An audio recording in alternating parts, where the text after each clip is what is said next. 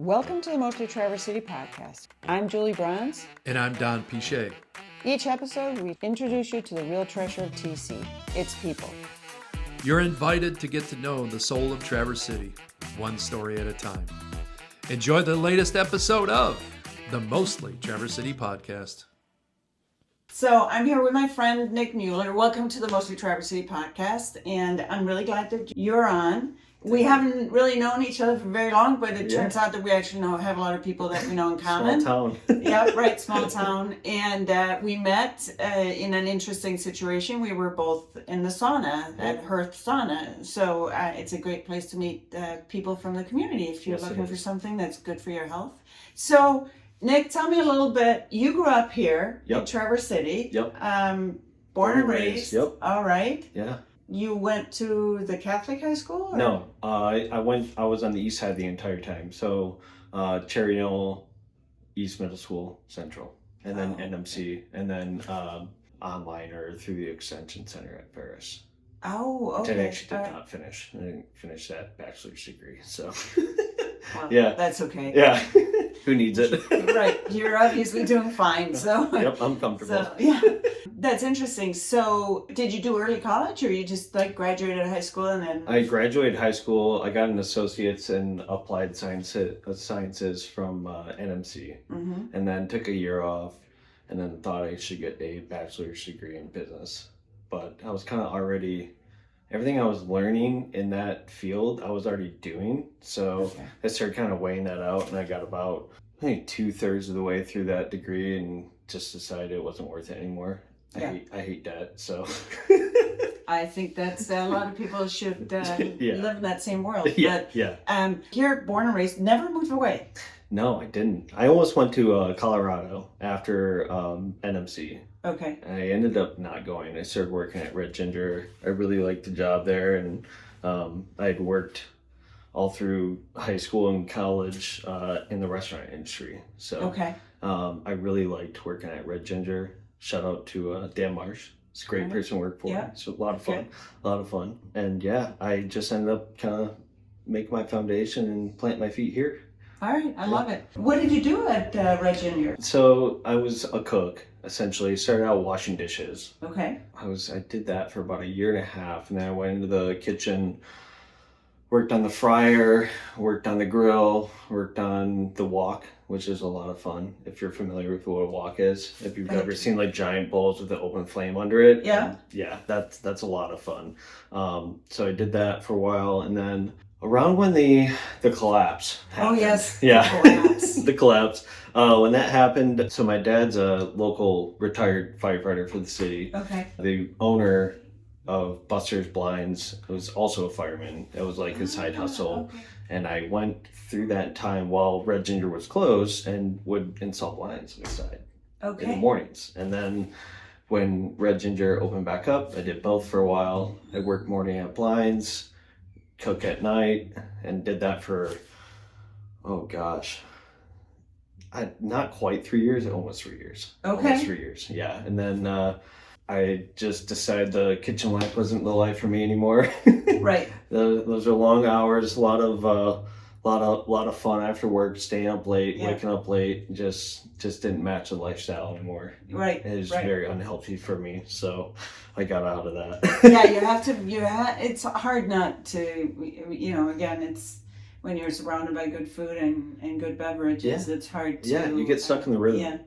You definitely do. Yeah, but it probably doesn't work well to go sell blinds in the morning if you've been up late. No, and luckily for that time, and it's funny you say that, because for the first 2 years, I was bounced back and forth between the two. I was mostly just installing. So it was kind of grunt work, pretty easy.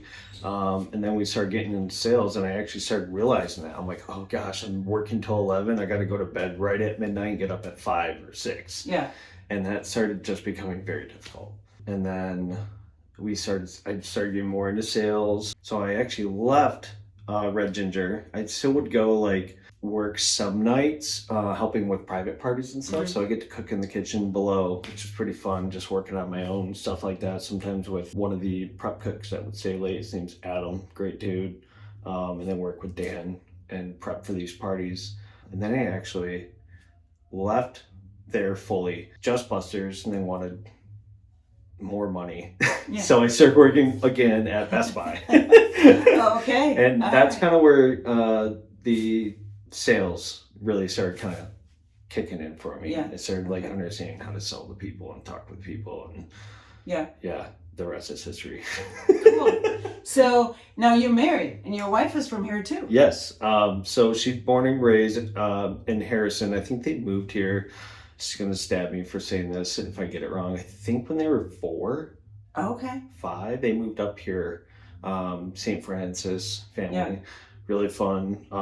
Great family. She's got 4 brothers, so she knows how to deal with men and our stubbornness. So I fit in pretty well with her family. Yeah. She's a PA, so physician assistant. Yeah, she went to CMU, then Western for the PA program. Worked down at the Cadillac ER and urgent care. Yep. Then came here, worked for Westfront Primary Care for about a year, about a year, and then went back down because they offered.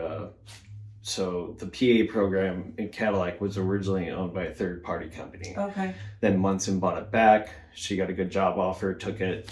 She kind of sucks that she has to commute like 45 to an hour every day to work, but money's worth it. So we're gonna ride it out for a while. And we just had our first son last December, so he's almost a year old. Very fun. A lot of fun, crazy little guy.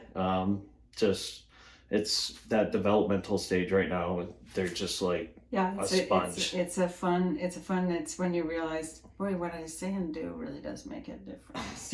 You're telling me. People. Yeah. So, Well, it's funny too. You say that because like, you know, the first like few months, you're just they're just like a giant potato, like just a chunk of plasm, like sitting there. You like go to the bathroom, feed them, sleep. That was about it. And then you realize over time, like you're on your phone, you're doing this, you're doing that, and now he's like older, and I don't want to do that. Like the other day, he's like coming up to me, and like he's like reaching for my pocket for my phone. I'm like, okay, this is not right. So it's crazy. It's it's a very quick slippery slope with the phones and kids. Oh yeah, tablets, all that. My bless my sister's heart, she's a great mother. My niece is 4, and she has to bust out the tablet sometimes when we go out to dinner, and I'm sitting here, I'm like, no way, I'll never do that. And I'm starting to kind of understand why she does do that sometimes. Because it's an easy thing to do, but it really in the long run creates some problems maybe. But anyway, nothing irreversible. So you bought Buster's blinds. Part of it. So this year I bought a chunk of it, and then we're also on an equity procurement program. Okay. And that's over the course of 5 years. So in 5 years, hopefully I'll be 40% owner. Nice. Yep. Nice. Yep. If somebody was to come here to visit, that you were like, oh my gosh, if you're here to visit, you must do XYZ. Yeah. You know, what would be the perfect day? It really depends on the person, obviously. But, you know, if you're a golfer, I got a list of golf courses you got to go check out. Yeah. If you're not a golfer, you know, hiking, there's no shortage of that. If you want to drive, you go out to Empire, Pyramid Point. Those areas are great for hiking. Scenery is beautiful. Pretty much any beach here is great. So you don't have to go far for a good beach. Unless, you know, it's like Cherry Fest, so it's a little crowded, but I mean, and then there's also no shortage of good food here. Right. That's the other thing. Or if you like wine, go up the peninsula, whether it's Leelanau or Old Mission, you have a good choice of options there. So I'd say the perfect day would consist of a good breakfast somewhere, followed by a hike, go check out a winery or two, get some good dinner, and I don't know, wherever the night takes you after that. Yeah. So there's a lot of fun things. Now, if somebody was new to community, they actually moved here, which we've had a big influx. Like, what are some things that you think that where people could get involved, like to get into the community? Because you've lived here your whole life, so you've never really had to think about it. Yeah, you're right. That's actually a great question. A great thing to do, honestly, would be join some of the community outreach programs. Those are a great way to meet with people. If you're opening a business or starting a business, there's an abundance of business-oriented networking institutions in town. You can join BNI. That's a little, dare I say it, culty, but you do meet some good people. Yeah. But even stuff like young entrepreneurs, that's a great outfit here. What else is there? You know, there's a lot of good realtors in town that can put you in touch with the right people. So like having a couple good realtors in your back pocket will know who to talk to for whatever you have. And then obviously like Father Fred, all the other, donation charity type organizations here in town are a great way to like become a part of the community. Obviously you can help out through those are great, but meeting people and those is also a great asset. So, yeah. So finding ways, and like you said, there's an abundance of that in our town. There are, yeah. There's a lot of like,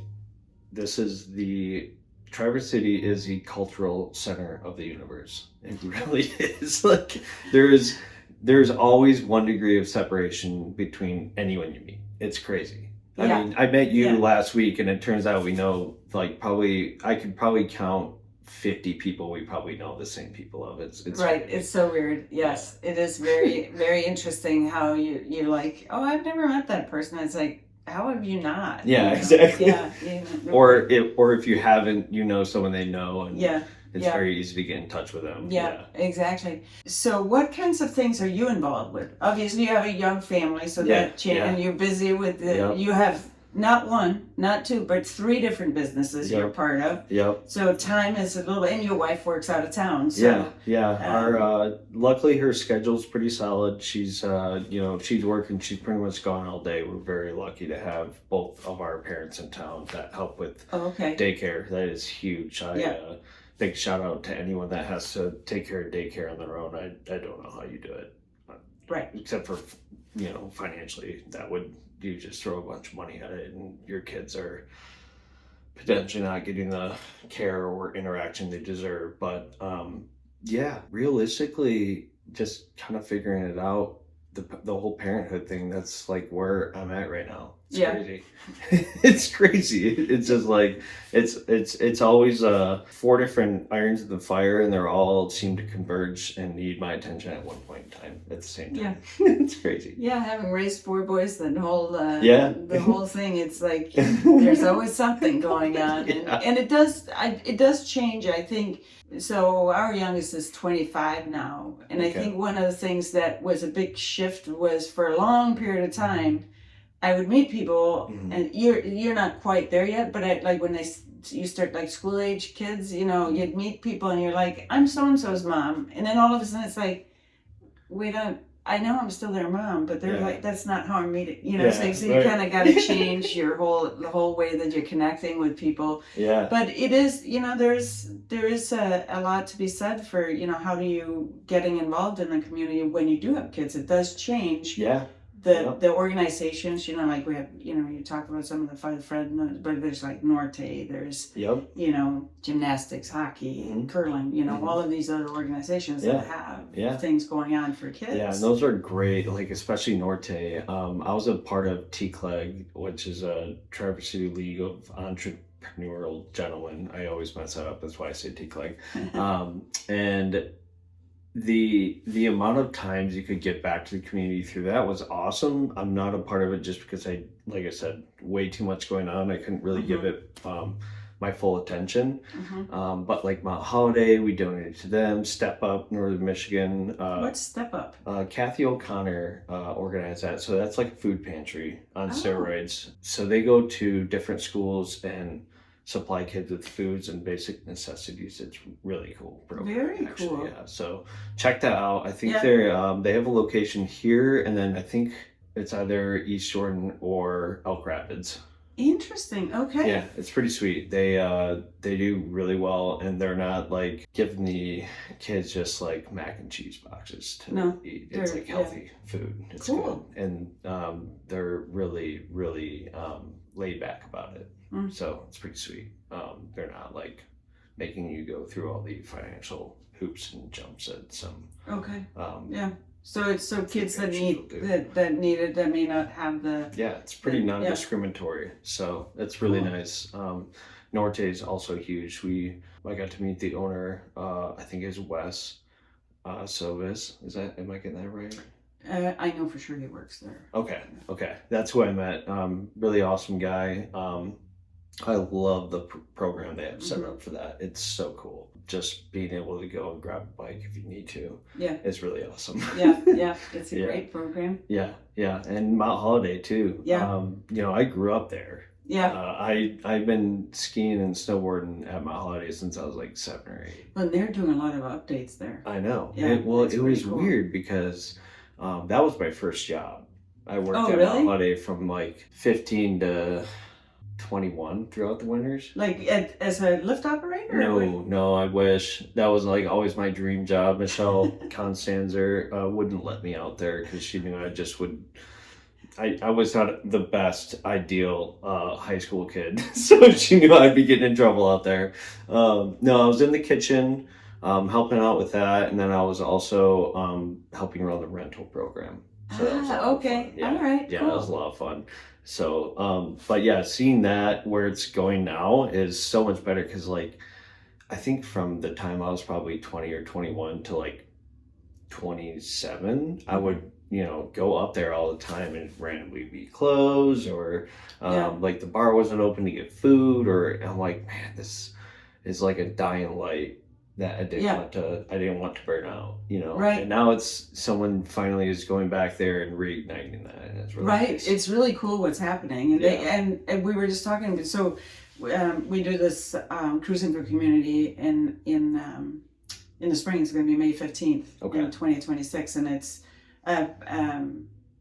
we get sponsors to cover the costs. It's on the Discovery boat. Oh yeah. And then we have two nonprofits, local nonprofits. Okay. And we've had On Holiday on there the first year, but I'm like, I kind of want to have them back on because so many things have changed. And and they have they're starting a whole program for at-risk youth. Yep. Where they're going to be supplying all the things that's needed. And I was like, that's what we really need. cool. It's cool what program. it's what the community needs, Yeah. honestly. And I think it's a great way for them to pave the what's the word I'm looking for? Reimagination of what Mount Holiday is. Yeah. Same for Hickory. Hickory's also trying to do the same thing. Right. So Right. Yeah, I think they're both on the right track for that. Yeah, I think it's great, and it's it's kind of like the country club. They're like gems right in town. It's like it's pretty cool to have that in a still relatively small community. Right. It's so funny because I think we were talking about this in the sauna last week. We were trying to figure out what the population of Traverse City was. Right? I don't actually know. Somebody has I think the county was like, we were thinking the city was like 80,000. I think that's actually the county number. Oh, really? But it feels so much bigger. Yeah, did you go home and check? It's crazy. Yeah. No, I didn't. But there was a guy that was there that corrected us. He's like, no, it's a county that's 80,000. I was like, holy crap. It feels so much bigger than that. It does feel a lot bigger, and We get a lot of transplants though too. We do, and I know some people are really frustrated and irritated with that. I'm like, I kind of laugh at it because the biggest thing I think is as long as the sentiment of the community or the energy of the community stays the same, which I feel like it really is. I think it's just getting deeper and better. Actually, we get so many good people, but. I always laugh when people say that. It's like, and I'm like, well, you're here, exactly. So it's like if you don't like it, if you don't like it, then leave, whatever. Yeah, and I'm always like, well, if you don't like it, you can always move. Yeah, and, well, that's the other thing too. Yeah. They're stimulating the economy in a great way too. Right. Some people might disagree as far as like housing and stuff like that goes. We are in a bubble as far as real estate goes, but it's like what do you do? Yeah, I think one of the bigger things is just making sure that the infrastructure gets planned in a smart way, which I think maybe that's part of the biggest problem. We lived out in Washington State for 5 years, and I loved it. It was beautiful. But one of the things that I always wondered about was if you go down to Seattle, they got the highway going right along the sound there. Yeah. And I'm like, it's blocking it. Yeah, we're like, why would you put that? Why would you put that right there? Why it would made you the like? most sense, I guess. No, at the time, Yeah, probably right. not now. It would Yeah. never happen. But Right. I always like, this is such bad planning. But and at least here, most of the distance that you go along here, it's not right along the. There's space, so you can utilize the water in a different way. Yeah, There's exactly. a few spots here and there. It's nice that we do have a good amount of space. I mean, maybe any complaint would be the stretch from, Delmar down to Tom's West Bay. Like, that's, the road gets close there, but there's still beach. There's so many beaches to go to. Yeah, right. So, there's no shortage of them. I just look at it and I think, it's kind of like when people get mad at the Cherry Festival. I'm like, well, you don't have to go down there. Yeah. But you get to live here and be grateful for that. Yeah, so exactly. I probably take, and again, it's like, well, I'm a transplant. I know Doug grew up here. Yeah. But you've been here long enough, though. Yeah. But I'm just like, I don't know. I think it's fine. I think it deepens the community when you have it does. Have more people. It makes people a little bit more thoughtful. Yeah. It's funny. I think for the past 3 years, I've avoided the Cherry Fest. Oh, really? Plague. Yeah. And now our office is right there on Garland. Yeah. Right next to it. So I don't really have a choice but to interact with it on a day-to-day basis. Yeah. But it's kind of nice. We have a little patio there, and I can watch the concerts and stuff from there. I don't have to honestly, pay for a ticket. It's kind of fun. Yeah, I think it's fun, and it's like... You treat it like you're a tourist, and it's fun. Yeah, you just gotta go with a good attitude, Exactly. and it's, I don't know, I think it's fun. I think it's a great thing for the community, and there's so many just fun things to do, and they really are, and it's not all right there. No. You can branch out and go to it's not that far. It's towards Weston, but the dog show, that's right. My wife and I went there, not last summer, the summer before, and just. I literally watched dogs jump in water and had so much fun for 3 hours. Yeah, it's so fun. And you're looking at these things and you're like, oh my word, I cannot believe that they literally just did that. It's amazing. I have a husky and he likes water, but the chances of him running down a dock and jumping in the water are very slim. But I would love to see that happen. Yeah, right. He would not like that. No, it's amazing. It is really quite amazing to watch these dogs. Yeah. And then the ones that don't jump that well, you're still there's just they're cute. Yeah, and they're derpy. cute, and you feel bad for their owners because their owners want them to do well so badly, and they're just not. Yeah, my dog won't jump the 4-foot break into the water, but he'll jump a 6-foot fence, no problem. Oh yeah. Huskies, man, they're escape artists. Yeah. I tell you, I got a friend that will actually take the entire week of Cherry Fest off. Book a hotel or an Airbnb or something done. This is a guy that lives locally. Yeah. He will just stay at this Airbnb and go to the Cherry Fest every single day. That's cool. I love that. I'm like, he's totally nuts. committed. And he's like, no, it's really fun if you play tours for a week. I'm like, okay, all right, I can see it. Yeah, I like it. I think that's a lot of fun. That's a good attitude to have about it. Yeah, exactly. Anyway, so I have one final question for you, and it is,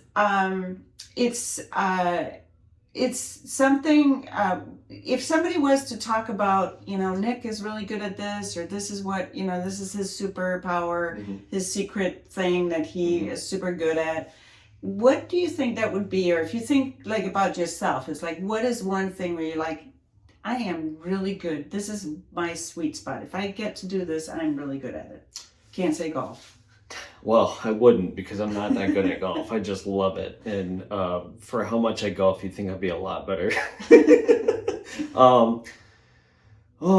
Let's see.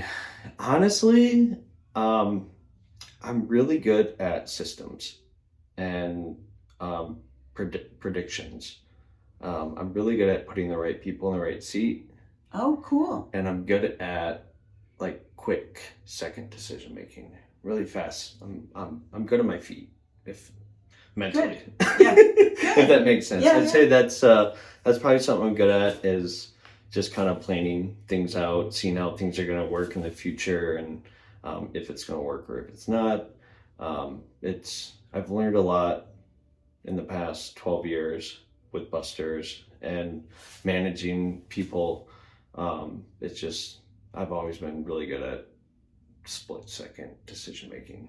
That's cool. That's a really good, because there's that analysis Thank by you. paralysis or paralysis by whatever it is, that thing where you Yep. can't make a decision. Yep. And my dad, he would always say that I just always had a game plan. I was always like ready to execute. Yeah. And he said I would have been a very good like paramedic, because like stress didn't really phase me. I was able to just like stay clear headed and figure things out. So Well, working in a kitchen, you kind of have to do the same. Yeah, you work fast. Yeah. And you don't have time to cry. So No. yeah. Yep. And you eat fast and everything is just fast paced. So Yeah. I think that's why I miss it all the time. But yeah, it's just not my lifestyle. No. So I'm glad I got out of that. Yeah. But that's a really good, and I think the systems, that's an important thing. So do you help other people make systems if they have a question? I do, actually. That was a huge part of why I joined the TCLEG at first. Okay. Because we had a program, and love everyone on that board. I don't know if they still do it now, but we would have what we call deep dives. Mm-hmm. And you'd have like 3 or 4 people like myself and one guy come in, and there would literally be a whiteboard, and he would write down his businesses, his incomes, whatever it be, and then how it, like, the trickle down effect of everything, and like you'd have 4 or 5 people looking at it and helping them make good business, financial, personal decisions within all of I that. love that. It was really cool. Do that. I do too. That was a whole basis of why I got into it at first, is because I love doing that for people. Like it's always good to be in the mix and like understand everything that's going on within your business. Yeah. But it's also great to have someone look at it very like from a bird's eye view. Right. And just, have you ever thought of this? Right. No, I haven't. And Right. like, if you can take that kind of advice and like run with it, like it will go so far in life. We were part of a group for a long time, like 7 or 8 years, not a local group, but because part of the other thing I think that happens in businesses is you are around other businesses just like yours. So you only see it with the eyes, like in our businesses, healthcare, holistic healthcare office. Yeah. If we're only around other people that think that nobody comes in with a new view. So this group had people from all different fields in it. Yes. And they would look at us sometimes, it's like, well, why are you doing it that way? Yeah. And I was like, try it this way. Yeah, and try you're it this like, way. why And haven't you're I thought of like, that? yeah, right, exactly. And you're like, nobody's Pinch me moments. Right, exactly. So how did people, I wonder if they still do it, but how did people get picked to come and do it? Was it Honestly, we had I think a group chat, and we basically throw out days. We met every Thursday for like an hour. If we did a deep dive, it'd be 2 hours. Okay. And we'd throw out saying, hey, this Thursday we got an opening, yada, yada, yada. Does anyone want to come in and do that? And they would just do that. So That's so cool. it was cool. Yeah. I hope they still do it. I honestly have been so out of touch with it. I'm more of a silent member, if anything, now. Right. It's cool. I mean, we donate from our business, and it goes into a pool, and then all that money goes every quarter to a different like nonprofit or charity. That's so awesome. Yeah, I love it. it's pretty cool. Yeah. That's great. Yeah. Well, thank you for coming on. Thanks for having me. Appreciate I'm it. excited that you were here. Yeah. And thank you for tuning in. Share this episode, subscribe, do all those things that you're supposed to do. Hope to see you on the next Mostly Traverse City podcast. Have a great day. Thanks.